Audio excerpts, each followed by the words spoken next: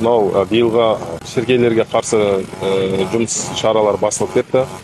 Өздеріңіз көріп отқандай уже биологиялық препараттарды суға жіберу жұмыстар басталды. Жалпы бізде Сырдария өзеніне биологиялық препараттарды жібереміз, ол 352 километр қамтиды. Оны біз 6 жерден 6 точка нүкте бар, сол 6 нүкте арқылы осы биологиялық препараттарды суға жібереміз. Ол бізде осы айға наурыз айына 3 рет кратность деп айтады ғой. 3 рет қарастырылған, ол получается бүгін 11-і, кейін 21-і, 31-і. Жалпы осы бізде шіркейлермен жұмыс, ол бізде Арыс қаласында, Кентау, Түркістан қаласында, Отырар, Келес, Шардара аудандарында ол қарастырылған. Шіркеймен екі әдіс арқылы күресетін боламыз. Ол біріншісі биологиялық, екіншісі химиялық әдіспен.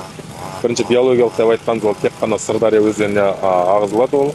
Ал химиялық ол жалпы аудандардың бәріне ауылдармен барып химиялық әдіспен жұмыс жасалынатын болады. Жалпы бізде биологиялық суға ағызу әдісімен дәріленетін бициллюс деген препарат малдарға ешқандай зияндығы жоқ, бұның адамға да зияндығы жоқ. Тек қана бұл шіркейлерді өлтіру соған ғана арналған болып келеді. Шіркейлермен күрес жұмыстары июнь айына дейін осы жоспарланып отыр, осы күресудің барлығы. Осы шіркейлерге күреске арнайы комиссия топтарын құрғанбыз, оның ішінде жергілікті депутаттарымыз бар, акиматтан бар, белсенді халық, азаматтар бар, барлық акиматтардың тараптарынан бізге ұсынған, кім қатысу керек екенін өздеріңіз көріп отқандағыдай қазір Шардара қаласындамыз. Тиісті жаңағы адамдардың барлығы осында, басқасында жүрміз. Ғылыми сүйемелдеудің қорытындысына сәйкес барлық шіркейді 100% жойып жіберу мүмкін емес. 70-80%-ға жойылады деген өздерінің хабарламалары бар, анықтамалар бар бізде.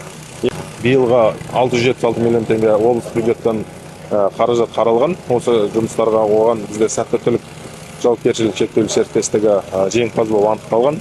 Ол осы жұмыстардың бәрін жүргізуге, ал ғылыми сүйемелдеу жұмыстарына защита растений деген жауапкершілігі шектеулі серіктестігі осы жұмыстарға қарастырылған.